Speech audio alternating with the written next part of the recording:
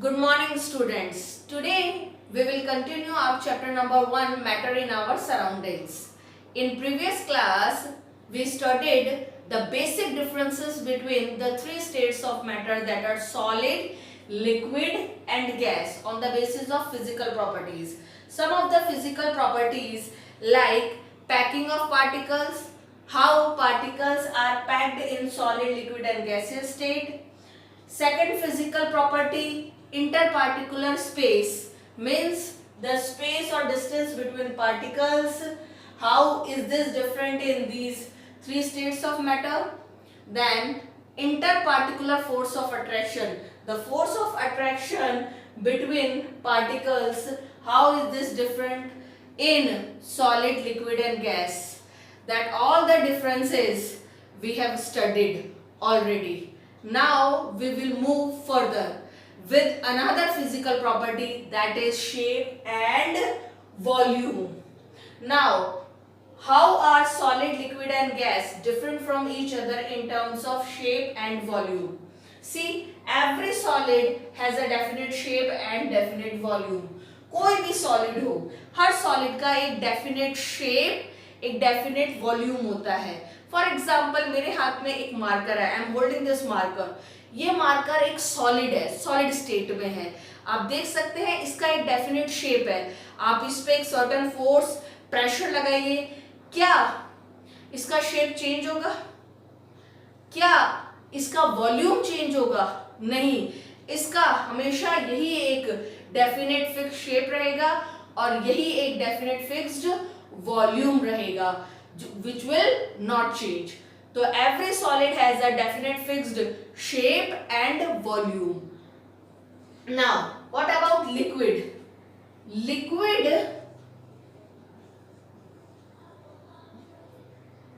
has a definite volume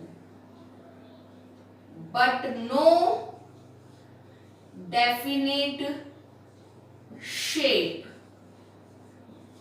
C liquid, कोई भी liquid ले लीजिए, for example milk, cold drink, juice, water, any of the liquids you want to take, you can take.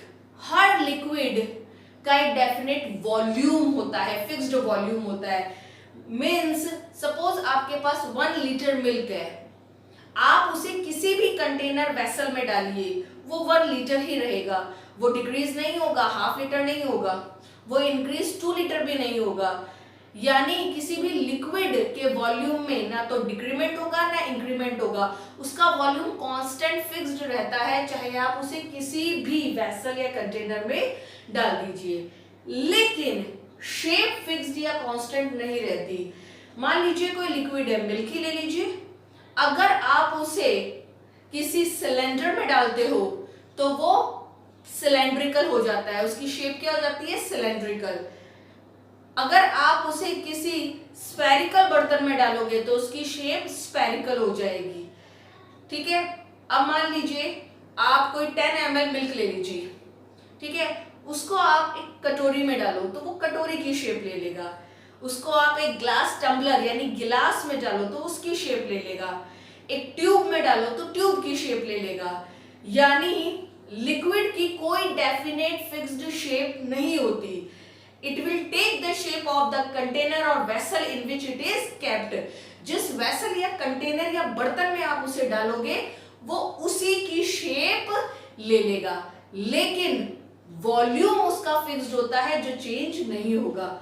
It means a liquid has a definite volume but no definite shape. Now coming to gas, what will you say about a gas? Gas has no definite shape and no definite volume.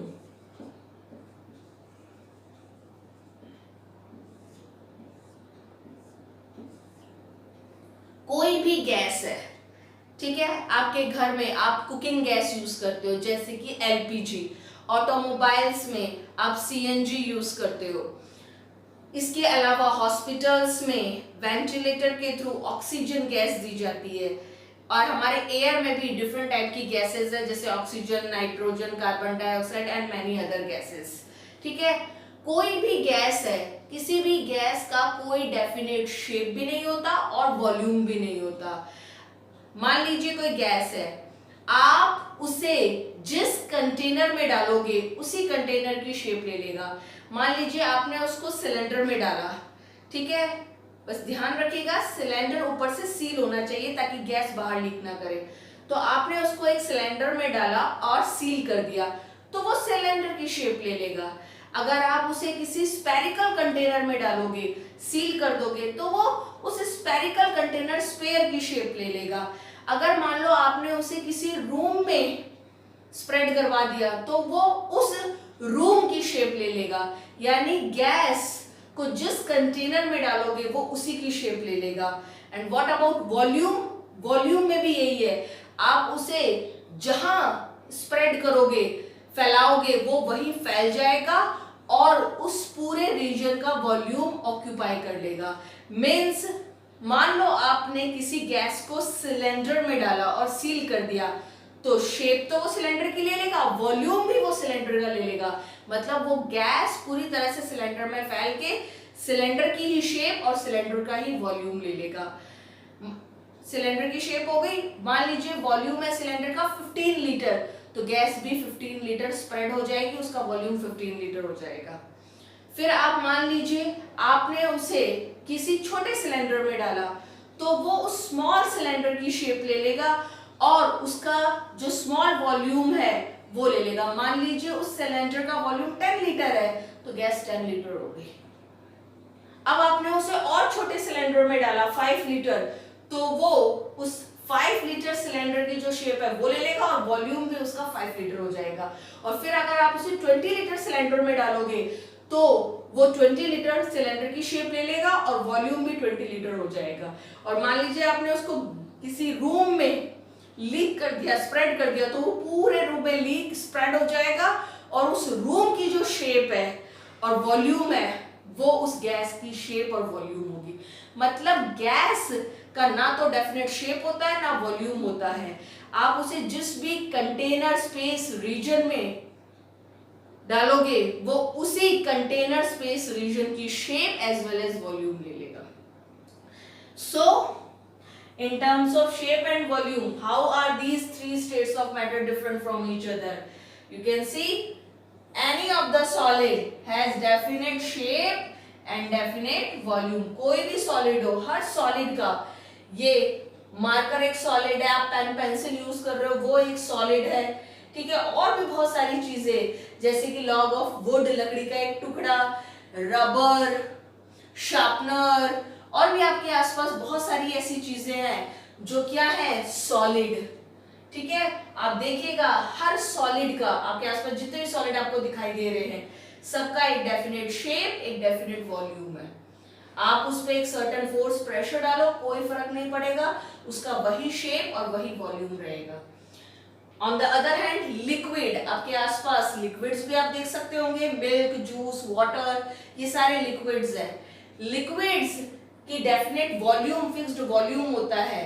आप उसे किसी भी container में डालो, चाहे 1 litre के container में डालो, चाहे हाफ लीटर के कंटेनर, चाहे 2 लीटर के कंटेनर में डालो, उसका उस लिक्विड का जो वॉल्यूम है, मान लीजिए वो 1 लीटर है, तो आप उसे किसी भी कंटेनर में डालो वो 1 लीटर ही रहेगा। मान लो 1 लीटर की डाला तो फुली 1 लीटर का है तो फुली उस कंटेनर को ऑक्यूपाई कर लेगा। हाफ लीटर में डालोगे तो हाफ लीटर कंटेनर में आ जाएगा, हाफ लीटर नीचे गिर जाएगा। 2 लीटर में डालोगे तो उस 2 लीटर के कंटेनर में 1 लीटर वो लिक्विड हो गया और 1 लीटर खाली रहेगा। इसका मतलब आप उसे चाहे किसी भी कंटेनर में डालो, उसका जो वॉल्यूम है उतना ही रहने वाला है, कांस्टेंट फिक्स्ड वॉल्यूम होता है।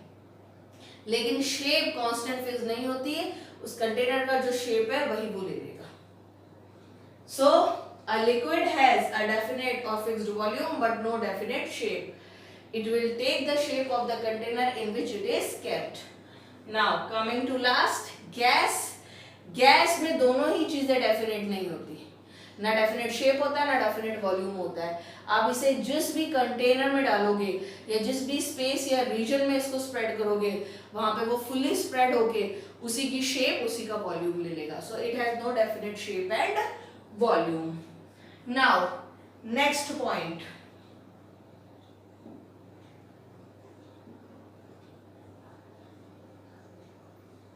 kinetic energy. It is a very important point. Kinetic energy. Now, what do you mean by kinetic energy? It is the energy of a particle due to its motion.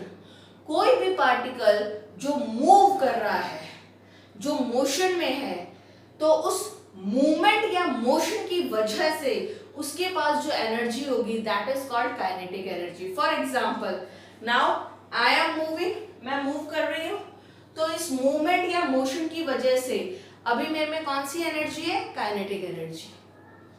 और अगर मैं रुक जाऊं तो मेरा movement motion zero, इसका मतलब मेरी काइनेटिक एनर्जी भी जीरो।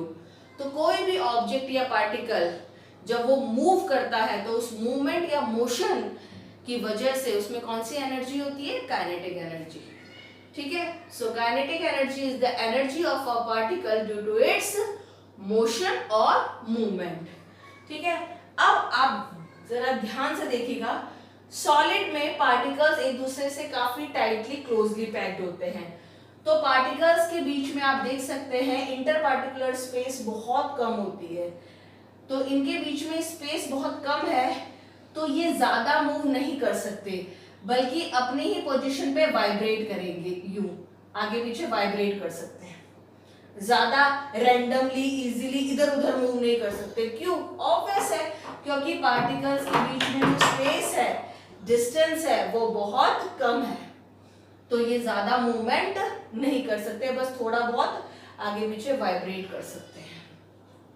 इसका मतलब सॉलिड के पार्टिकल्स में मूवमेंट मोशन काफी कम होता है, तो मूवमेंट और मोशन कम है तो काइनेटिक एनर्जी क्या होगी? Least come. Now, what about liquid? In liquid, particles are loosely packed.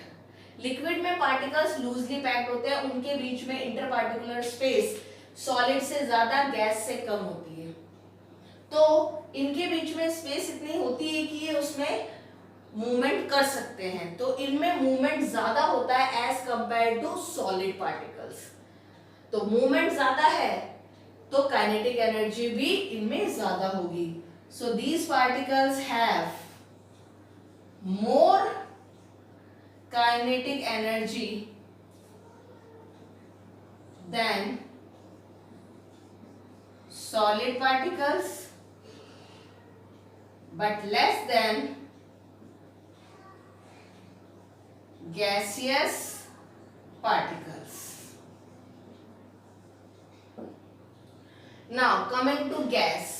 In gas we can say particles are far from each other. Particles एक दूसरे से काफी दूर है, तो particles के बीच में इंटर पार्टिकुलर स्पेस आप खुद देखिए कितनी ज्यादा है, कितनी ज्यादा डिस्टेंस है।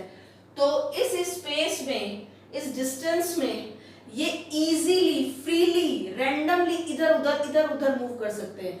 तो इनमें मूवमेंट मोशन सबसे ज्यादा होता है, तो मूवमेंट मोशन सबसे ज्यादा, तो काइनेटिक एनर्जी भी सबसे ज्यादा। काइनेटिक एनर्जी इज हाईएस्ट और मैक्सिमम।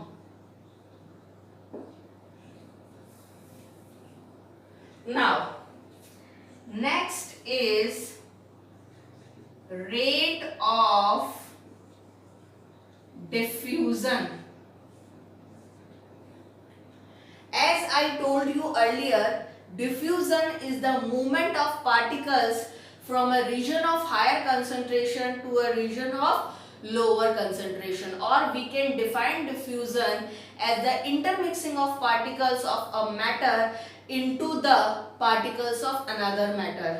जैसा कि मैंने आपको बताया था, डिफ्यूजन एक ऐसा प्रोसेस होता है जिसमें पार्टिकल्स जहां पे वो ज्यादा है, हायर उनका कंसंट्रेशन है, हायर अमाउंट है, जहां वो ज्यादा है वहां से उस रीजन में मूव करते हैं जहां उनका कंसंट्रेशन अमाउंट कम है, ताकि हर जगह उनका अमाउंट क्या हो सके? इक्वल हो सके। इसे कहते हैं डिफ्यूजन। इसे हम ऐसे भी समझ सकते हैं कि एक मैटर के पार्टिकल्स मूव करते हुए दूसरे मैटर के पार्टिकल्स में इंटरमिक्स हो जाते हैं, that is called diffusion. Now solid में डिफ्यूजन किस रेट से होता है, means what is the rate of diffusion in solid, मतलब सॉलिड में डिफ्यूजन किस रेट से, कितना जल्दी, कितना स्पीडीली होता है, कितना टाइम लगता है। तो मैं आपको बता दूं, सॉलिड में रेट ऑफ डिफ्यूजन लीस्ट होता है among the 3 states of matter. Why? Obvious है, क्योंकि सॉलिड में पार्टिकल्स एक दूसरे से क्या है, क्लोजली टाइटली पैक्ड है, उनके बीच में इंटर पार्टिकुलर स्पेस, बीच पे गैप डिस्टेंस बहुत कम है, तो ये आसानी से मूव नहीं कर पाते, बल्कि थोड़ा बहुत आगे पीछे वाइब्रेट होते हैं। तो जब ये इतने टाइटली क्लोजली पैक होंगे, इनके बीच में स्पेस गैप इतना कम होगा जिसमें ये फ्रीली रैंडमली मूव नहीं कर पाएंगे, बस थोड़ा आगे पीछे वाइब्रेट होंगे, तो क्या ये आसानी से एक रीजन से दूसरे रीजन में जा पाएंगे? नहीं। तो इसका मतलब इनका movement from a region of higher concentration to lower concentration, इनकी जो इंटरमिक्सिंग है into the particles of another matter, यानी कि डिफ्यूजन, बहुत कम होगा, धीरे होगा। तो इनका rate of diffusion is list. What about liquid? is more than solid but less than gas। आप देख सकते हैं लिक्विड के अंदर जो पार्टिकल्स हैं दे आर लूजली पैक्ड, इनके बीच में inter particular space, gap, distance solid के कंपैरिजन में थोड़ा ज्यादा है। तो इसका मतलब पार्टिकल्स इस बीच के इंटर पार्टिकुलर स्पेस गैप जो थोड़ा सॉलिड से ज्यादा है उसमें मूव कर सकते हैं, तो इनका मूवमेंट ज्यादा है। तो ये सॉलिड के कंपैरिजन में इजीली मूव कर सकते हैं from a region of higher concentration to lower concentration. तो सॉलिड के कंपैरिजन में तो इनका movement higher to lower concentration easy और आसान होगा, ज्यादा होगा, यानी डिफ्यूजन सॉलिड से ज्यादा होगा, बट गैस के कंपैरिजन में कम होगा। Now what about gas? Is highest और मैक्सिमम। व्हाई? ऑब्वियस है, गैस के जो पार्टिकल्स हैं they are far from each other, एक दूसरे से काफी दूर है, इनके बीच में इंटर पार्टिकुलर स्पेस गैप बहुत ज्यादा है, इतना कि ये पार्टिकल इधर उधर, क्योंकि इतना गैप है, इतना स्पेस है, तो पार्टिकल इधर उधर इजीली, रैंडमली, फ्रीली मूव कर सकते हैं। तो बहुत आसानी से ये एक हायर कंसंट्रेशन वाले रीजन से लोअर कंसंट्रेशन वाले रीजन में मूव कर सकते हैं, डिफ्यूज कर सकते हैं।